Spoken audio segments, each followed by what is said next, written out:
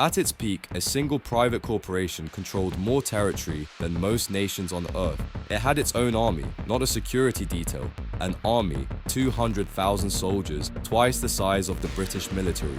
It minted its own coins, it ran its own courts and prisons, it waged its own wars, it negotiated treaties with foreign powers, it controlled approximately half of all global trade. It was not a government, it was a company.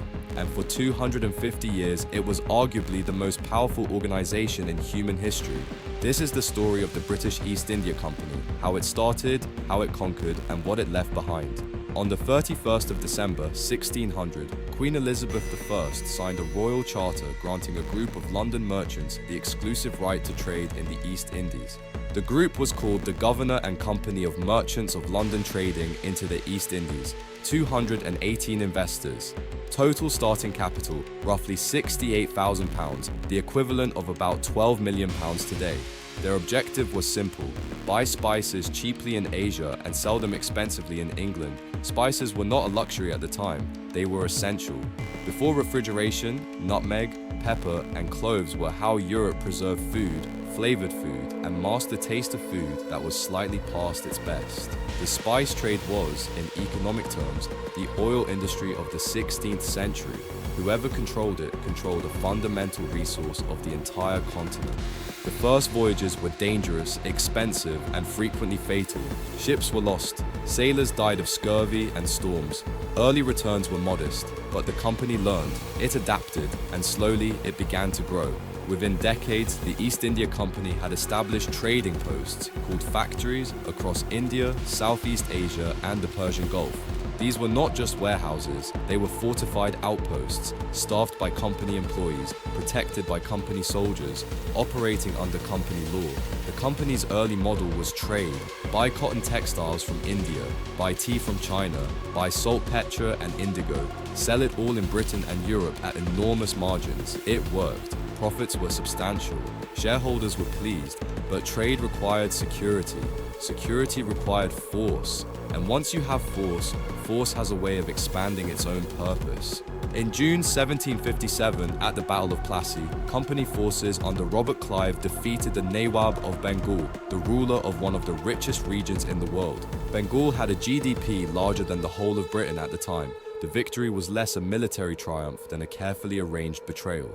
Clive had bribed the Nawab's own general to stand down. The battle lasted perhaps 11 hours. When it was over, the East India Company was the effective ruler of Bengal, a province of 30 million people. By the early 19th century, the East India Company's reach was staggering. It controlled most of the Indian subcontinent, directly or through puppet rulers. It dominated the China tea trade. It had forced the opium trade on China at gunpoint twice. Its army of 200,000 soldiers was the largest standing force in Asia. Its revenues exceeded those of many European nation-states. Back in London, the company's headquarters in Leadenhall Street was one of the most powerful addresses in the world. Decisions made there affected the lives of hundreds of millions of people across 3 continents. The men who ran it were not elected by anyone. They were accountable only to their shareholders. The British government officially oversaw the company.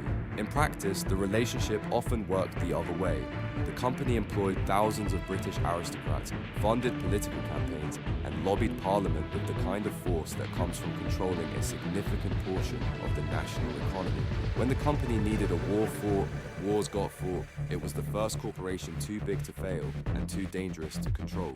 In 1770, Bengal experienced a famine. Between 10 and 15 million people died, roughly a third of Bengal's entire population. Contemporary accounts describe scenes of mass starvation across a territory the company nominally governed. Villages emptied, farmland went untended, bodies lay in roads. The East India Company's response was to maintain its land tax collection rates. Revenue targets, it was decided, could not be adjusted for a famine. By the early 19th century, reports of company abuses in India, in China, in Southeast Asia were reaching Britain with increasing regularity. Parliamentary inquiries were held. Critics like Edmund Burke spent years attempting to prosecute company officials for their conduct. The trials went nowhere. The company's political influence held. but the clock was running. In 1857, Indian soldiers serving in the company's army, called sepoys, mutinied. The immediate trigger was a rumor that new rifle cartridges were greased with pig and cow fat, offensive to both Muslim and Hindu soldiers who were required to bite them open.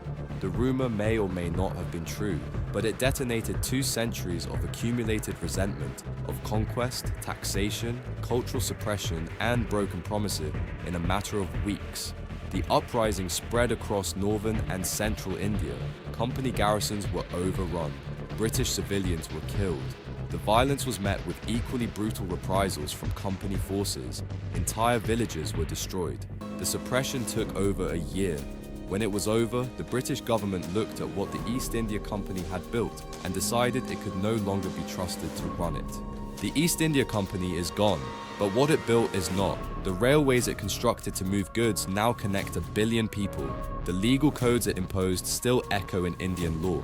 The borders it drew, often arbitrarily to suit commercial convenience, still define nations.